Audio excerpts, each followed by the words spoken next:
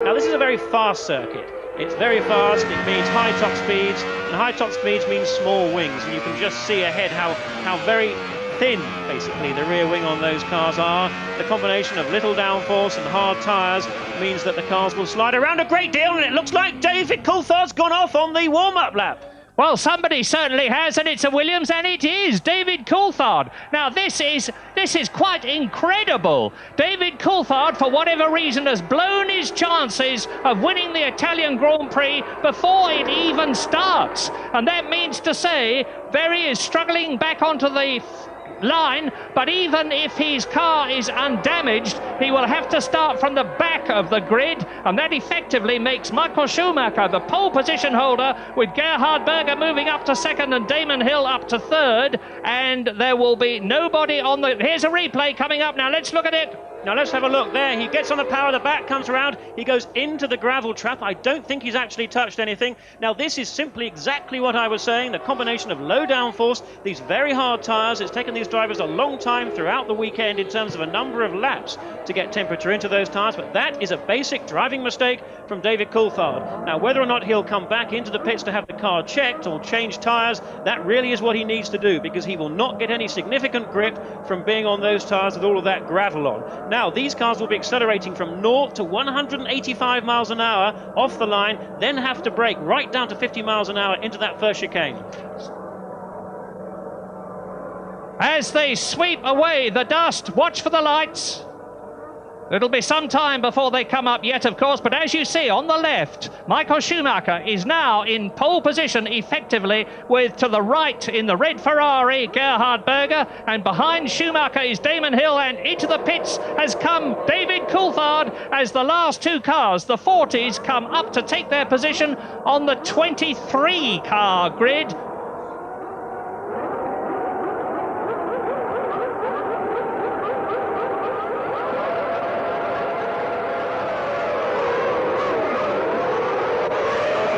Who's going to get into the Redifilio first? Is it going to be Schumacher? Schumacher cutting off Gerhard Berger. Alesi trying to sprint through, but Schumacher, Alesi and Berger go into the Redifilio together. Now, are they all going to get through? They're all through so far.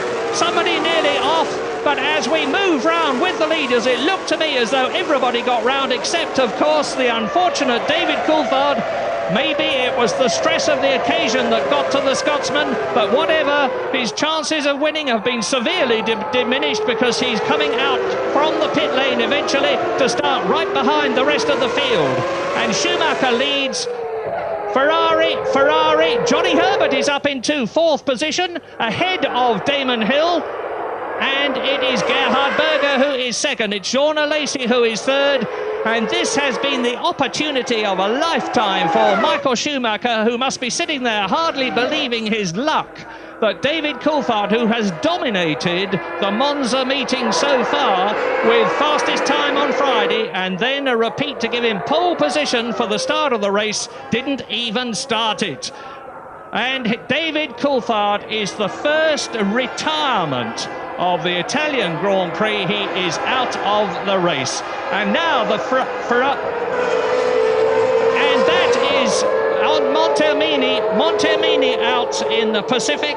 So that's two retirements, and there is it's Bouillon, and behind Bouillon is one of the Arrows cars. It looked like Max Papis to me.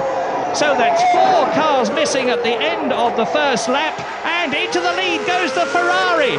Gerhard Berger has gone into the lead in the Ferrari ahead of Michael Schumacher, and they're going to have to stop the race. They're going to have to stop the race. The red flag is out. The Italian Grand Prix is being stopped. Now, this is a good thing for David Coulthard, because they will have to reform the grid, and he should be able to get back on the grid in pole position.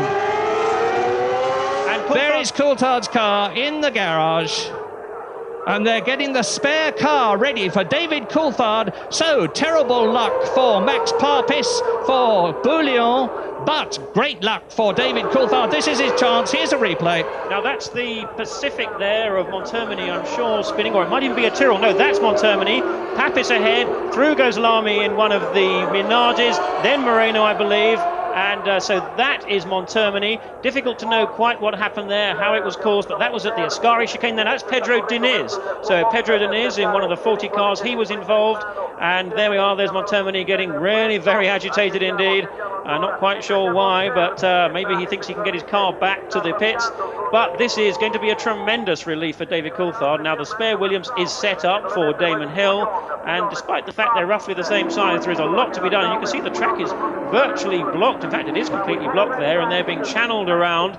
And this will mean that they're going to be picking up dirt and dust because they're right offline on that. And we may well see some tyre changes going on now. But what a huge relief for David Coulthard. He won't believe it. He will have been absolutely distraught to have gone off like that. And now his emotions are going to be in complete turmoil as he now needs to get back in that car. He will know the team will have been absolutely furious with him. He'll be furious with himself. But this is a second chance, and this will mean that at the restart, David Coulthard will once again start from his pole position place. The amazing thing about Coulthard going off, of course, and this is a comment and not a criticism, is that he would have known how hard those Goodyear A compound tyres are. He's been using them through Friday and Saturday qualifying and this morning. He would know, of course, that as the man in pole position, his is the responsibility for leading the field round, and he can drive at any pace he likes. But it's all too easy to make comments like that when you're not sitting in the cockpit. Now here we can see the replay, and it looked like Papis there, just spinning. I think that's Papis, Max Papis in the footwork car. But really, it's not. I don't think it's desperately important into this point as to who's to blame for that. But once cars goes off with that congested first lap, there is such a great chance of the race being stopped. Now, because the race was stopped before 2 laps have been completed, and there's a little bit of a fire going on there momentarily, I believe, or maybe that. Yes, there is indeed a bit of a fire, and I think that was out of the back of the footwork car. It is indeed. That's the car of Papis. Now, because the race was stopped before 2 laps have been completed, the race will be restarted, the grid will be reformed to the original grid, and the race will be then run to the full standard distance, so a full 53 laps. So anyone those drivers who've got spare cars to get back into, and that will be Papis, I'm sure, although again the car may have to be changed from Inouye, because I suspect that Inouye's contract gives him priority on the spare car. Now here's another look there. Now there is Papis, and it looks like Papis there. Is he going to touch? If he hasn't touched, he's got very close to Panis in the Ligier. There is Luco. No, I think that might be Martini or Luco Vidal. It's one of the Minardis. Behind spins a Tyrrell, and that looks like Katayama. And let's see if we get anything more to look at. No, we haven't. Although, no, we're back to the grid.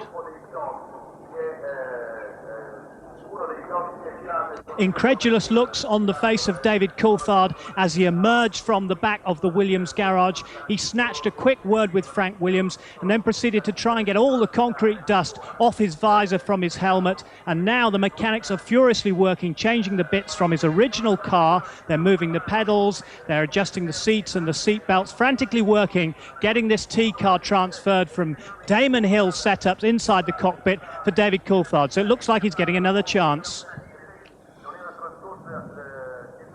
There are all sorts of things that wouldn't immediately strike you that have to be changed on the car. For instance, they have an electronic fly-by-wire throttle, and the way David Coulthard uses it and the way Damon Hill uses it is very different indeed. And that was a problem in a previous race when David had to take over Damon's car, or the T-car as it was at the time, and he found a great deal of difficulty in adjusting to the way that Damon used the throttle pedal. But the Williams team are absolutely superb at crises.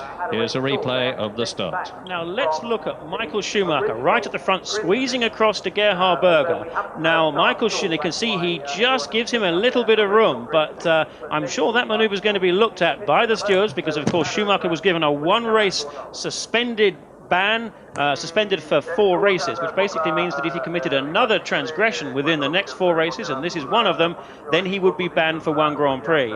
Now Berger had the run on him, I would say. Berger was slightly closing on Schumacher, but Schumacher definitely moved across. Now they didn't touch, and Schumacher did give Berger room, and I think that's he'll probably get away with that one, but he's certainly pushing things very, very hard indeed. But of course, it is so desperately important to get ahead. And there, I think we might just have seen what happened to Diniz. There was certainly a 40 there. that looked as if it was being chopped pretty hard by one of the Pacifics, right at the back of the field, coming into the Rettifilo. Bit of a problem for Ferrari, of course, if they feel that Schumacher moving across on Gerhard Berger denied him his racing line. David Coulthard going out in the spare Williams, and Alesi, why is Alesi out of his car? Because he's waiting for the restart.